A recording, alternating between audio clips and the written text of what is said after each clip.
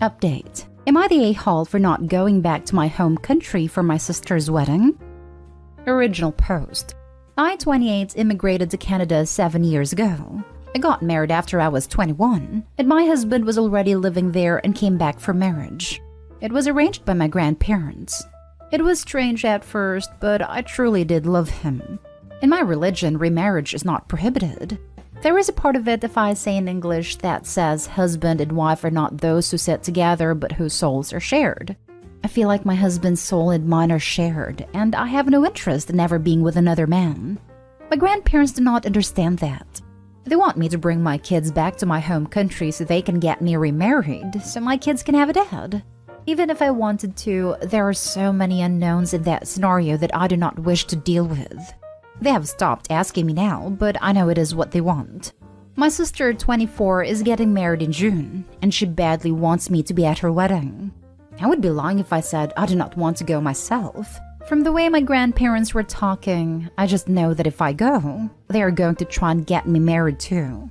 It's not a situation where I'd end up getting married, but I do not want to put up with the harassment and subject my kids to the idea that they might get a dad because they had a dad who loved them. When I told my sister that I was not going to be able to go, she got very upset with me. She called me selfish for not wanting to come after not seeing her for so many years. I pointed out how our grandparents are, but she said I should put up with it for a month for her. Maybe she is right, and I'm being a jerk about this because we were so close before I left. To edit, my husband has passed away and so have my parents. Now for the top comments before reading the update. Not a home. What you wrote about your marriage is beautiful. You may or may not ever find another love like that. That will be your choice to open your heart. I'm not sure about your culture or whether your family home would be a safe place to be. If you feel like you would be in danger of kidnapping or similar, you must not go. However, if you can trust them not to pressure you, you should go be with your sister and celebrate. Put ground rules in place and have a plan for an early departure if you need it. I'm not sure I agree with the last part. Opie lucked out with her husband, but she could not be as lucky with the next one. And right now, she has children to consider too. Her grandparents are showing a lot of signs of not respecting her wishes. Opie has noticed and remarked on this, and if she were to go to that country, she could be in a situation where she can't just have an early departure. It's not rare in countries where arranged marriage is encouraged for the reluctant bride to be locked in a house or given a chaperone so that she cannot escape until the wedding. Not stay home. It sounds like you're concerned about being pressured into getting married again. This is a lot easier to resist when you're in another country. Could your grandparents be using you to get residency for someone in Canada by marrying you? I'd stay away too. It is very likely. Don't risk it. It's not only that you could end up with a bad husband, your children could end up with a bad stepfather who treats them as less than because they are the kids of your first husband and not his. You could be risking not only your future, but theirs too. Not stay home. I'm assuming how it's written that your husband is no longer with you. You said you were essentially soulmates, so I'm sorry for your loss. I'm having to fill in some gaps here, but it sounds like you going back will put you in an unsafe position and possibly expose your kids to some harm at the same time in regards to having a new dad. Being back there for a whole month is a substantial amount of time as well. Time for your grandparents to try and manipulate you and your kids. Maybe the secret option is to have someone babysit your kids for a long weekend and you can go back for the main ceremony, if it's safe to do that. And now for the update. So after reading everybody's comments, I got worried that my grandparents may actually be planning to make me get married. So I called my brother and told him my fears. He called my sister and he told me it tricked her into revealing our grandparents' schemes. Apparently, they were planning to get me married maybe at the same time as my sister or after. I do not know how they thought they could get away with it, since the temple would never allow that, but it was their plan. So my brother told me I could either make it clear I was not going and end things publicly, or I could just do it secretly. I feel betrayed by my sister, and I know my brother is angry with her. But history of my people teaches us not to seek revenge, and that would hurt my sister's wedding and her reputation. So my brother bought me and my kids tickets, and the plan is to cancel and get my doctor to give some medical reasons not to fly. My doctor is from our community and she will understand. I had to calm my brother down so he can still enjoy her wedding since him being there is more important. It is sad that I cannot go back to my home country now and I cannot take my kids there either. But Canada is a great place. Nobody here pressures me for remarriage and every man and woman at work treats me and my situation with respect. My husband is not alive anymore, but I know our souls are together forever. I am sad that my first home no longer believes, but I will never stop. Great job by your brother being there for you. By the way, I'd never go to your old country again, as you'll experience nothing but pressure if you ever go. Yes, my brother has always looked out for me, and it makes me happy that he understands why I do not ever want to be remarried. I will probably go back when my children are older so that they can see the temples that experience our culture, but only if my grandparents have stopped pressuring me. Yes, your brother is a great person who truly cares for you and your family. I think some special thank you dinners for your brother should be on your calendar in the future. When he and his family come over, I will make him all of his favorite foods just like our mom used to make them.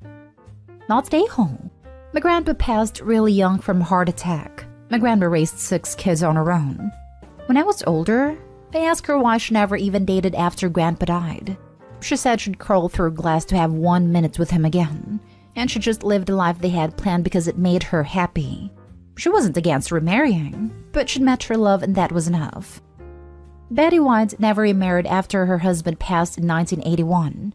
She always said, once you've had the best, who needs the rest? I'm not at all religious, but I hope they manage to meet up again on the other side. History of my people teaches us not to seek revenge, and that would hurt my sister's wedding and her reputation. Here's the thing about history. It was made by people who committed so many sins that they are afraid that they will be targeted, so they discourage revenge. Your family did wrong by you. Don't do right by them. The history of my people is not like that at all, and that is not why they discourage revenge. It is because revenge will give us nothing, and I know I will gain nothing from ruining my sister's wedding but will only lose her. So the best thing I can do is just be happy with my children. Next story. Am I the a-hole for not giving up my accommodation for the bride's side of the family? My husband's friend is getting married in Spain by the beach. I booked our flights and accommodation as soon as I found out the date, because I was excited and wanted to get a good place now, rather than later when there would be significantly less options. I recently lost a lot of weight and have a lot of loose skin. I'm not comfortable at all with anyone besides my husband seeing my body, so I didn't want to stay in a hotel with a pool. Instead, I booked out a 3-bedroom villa with a pool. It was the smallest option. The others were 7 or 8 beds. My husband told his friend about the good deal we got on it, and he was happy for us. Fast forward to now. He and his fiancée asked if we'd stay somewhere else and allow some of her family to stay there instead. They said they'd give us the money we paid for it. But like I said, we got a good deal because we booked early. There are now no homes with private pools available, and the hotels just cost about the same as the 3-bedroom villa, and I can't use the pool, so I'm getting less for my money. I refused and opened up about why I wanted a private pool. She was really nice at first and gave me a speech about how beautiful I was and no one would care. But I can't just switch off my insecurity, so I said no again. And then she flipped and said I was selfish for hogging a 3-bed place because I was too scared to get my flab out. The soon-to-be-married couple obviously think I'm the a-hole.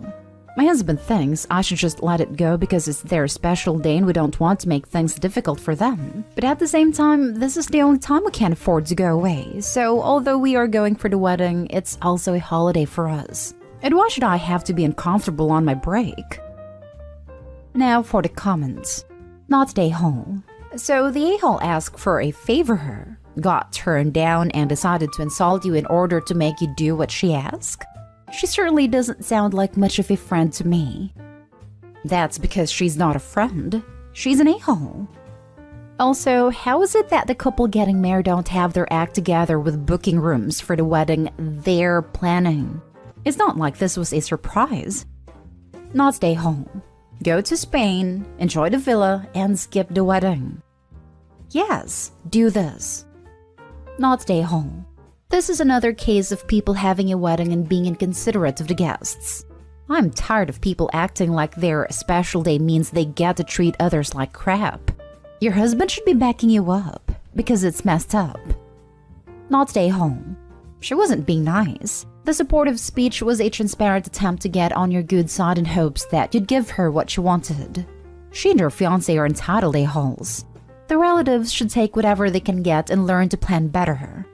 I hope that by "my husband thinks I should just let it go" you don't mean "my husband thinks I should let them have the villa." If that's the case, then he's an a-hole too, especially after that comment she made. Please stand your ground and don't give up the villa. Now for the last story. Am I the a-hole for disrespecting my in-laws and leaving dinner table after my husband's dad insulted me? Last night I had my in-laws visit, made them dinner and put it on the table while I had my own dinner, which was a yogurt and salad, because I'd gained few pounds and my husband pushed for me to lose some. Anyway, we were all sitting eating when my husband's dad asked what I was eating. I told him a salad, and with a confused look on his face, he said, "A salad? That ain't gonna fill up your fat ass." Suddenly, some of my in-laws started giggling, and my husband did too. I felt upset and humiliated, so I got up from my seat and went to stay in my room till my in-laws left. My husband barged in asking why the hell I left my guests by themselves. I told him his dad insulted me and made a joke in front of everyone. He said that I was being too sensitive and too self-cautious, and that didn't warrant leaving the table and disrespecting his family. I argued that he should have defended me instead of laughing along, but he insisted it was just a joke and I should chill. And then said that he's not a lawyer or a police officer, so I should quit expecting him to get involved in every disagreement I have since I'm an adult. We kept on arguing and he said that I disrespected his family by leaving the dinner table and hiding in my room like I was a child when I could have just chilled and kept my cool. My mother-in-law sent a long wall of text about how inappropriate my behavior was. He may be right in that I messed up and was being a bit too sensitive, since this is just how my father-in-law is. Honest and straightforward even with his jokes. Am I the a-hole? Could it be that I overreacted? So let me get this straight. Your husband has pushed you onto a diet. Your father-in-law then joked about your weight. In your home, at your table? And then your darling husband laughed, didn't see how rude this was. But you being upset and leaving the table was what crossed the line? GTFO. Not the a-hole. Hun, I'm commenting here because it's the top comment and I hope you see it. You're absolutely not the a-hole. You were insulted in your home. It is not okay for anyone to speak to you like that. I'm sure your husband and his parents have plenty of faults of their own. Would you be able to get away for a few days to think about the current direction in which your life is headed? Is this what you want for your future? Do you feel lonely in your own home?